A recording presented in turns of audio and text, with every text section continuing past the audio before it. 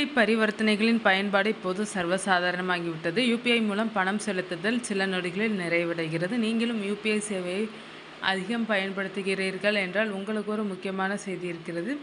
இந்திய தேசிய கொடுப்பனவு கழகம் அதன் புதிய விதிகளை ஏப்ரல் 1, 2025 முதல் புதிய நிதியாண்டிலிருந்து அமல்படுத்தும்.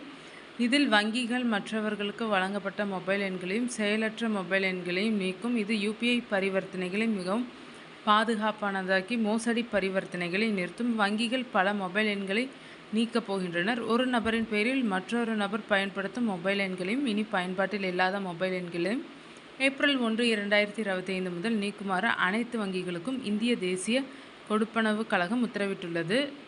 இது யுபிஐ பரிவர்த்தனைகளை மிகவும் பாதுகாப்பானதாக்கி மோசடி பரிவர்த்தனைகளை நிறுத்தும். தவறான யுபிஐ பரிவர்த்தனைகளை தடுக்க என்பிசிஐ வங்கிகள் மற்றும் யுபிஐ கட்டண சேவை வழங்குநர்களை தங்கள் அமைப்புகளை தொடர்ந்து புதுப்பிக்குமாறு கேட்டுக்கொண்டுள்ளது. இந்த முடிவு ஜூலை 16, 2024 அன்று நடைபெற்ற என்பிசிஐ கூட்டத்தில் எடுக்கப்பட்டது.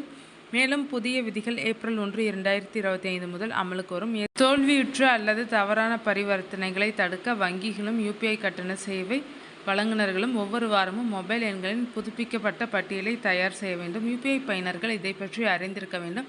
பயனர் ஒப்புதலுக்கு பிறகுதான் மொபைல் எண்கள் புதுப்பிக்கப்படும். இந்த ஒப்புதல் விருப்பம் யுபிஐ செயலி மூலம் மட்டுமே கிடைக்கும்.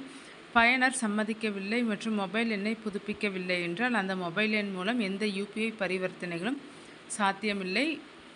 ஏப்ரல் 1, 2025 முதல் வங்கிகளும் யுபிஐ செயலிகளும் ஒவ்வொரு மாதமும் என்பிசிஐக்கு அறிக்கைகளை சமர்ப்பிக்க வேண்டும்.